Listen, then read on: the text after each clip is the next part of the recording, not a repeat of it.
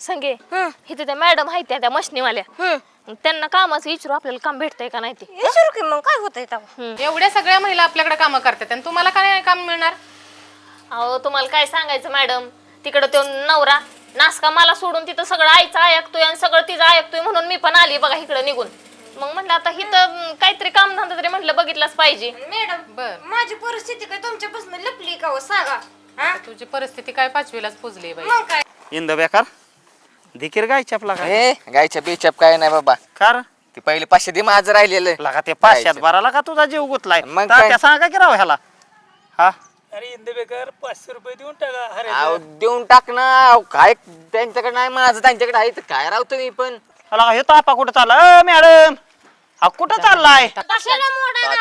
काय झालंय माहितीये का, ही लुचुंदरीवाणी अशा फाडफाड फाडफाड ह्यांची जीभ नाचायची, त्याच्यामुळे तुला सांगतो एक तर बोळकं झालंय आणि दुसऱ्याच्या बी दाताला शेज लागलंय बघ. सगळा खेळ झाला या हा? हो मॅडम हा. तुझ्या बी हळूहळू दात पडणार आहे. एकदा माझा रफाटा बसू दे पंच सगळं दातच घशात घालावतं एकदा. बालका कोण आलं का?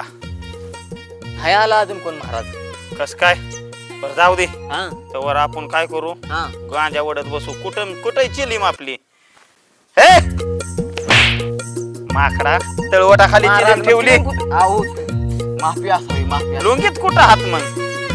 चल हे बघ या इकडे बसलाय त्या एडपटाच्या झाडाखाली. इथं महाराजांचं दर्शन घ्या. हा बसा बसा. केल्या हा बोला महाराज. मला हा ब्लड प्रेशर मला वाढला का अजून? साक्षात्कार झालाय. हा हा तोंडामध्ये एक सुद्धा दात नसल्याला मला बास व्हायला लागलाय. महाराज खरं आहे की. बोळक व्यक्तिमत्व आलंय का इथं?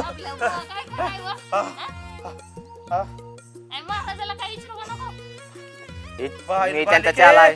बालिके काय सांग नको, मी तुला सांगतो तुला टाकलं गेलंय. हा तुझी काय चूक नाही, फक्त तुझ्या तोंडात 32 दात नाहीत एवढी तुझी चुकी. महाराज बसा, बसा. दर्शन घ्या. अहो, ओ भगनी भाव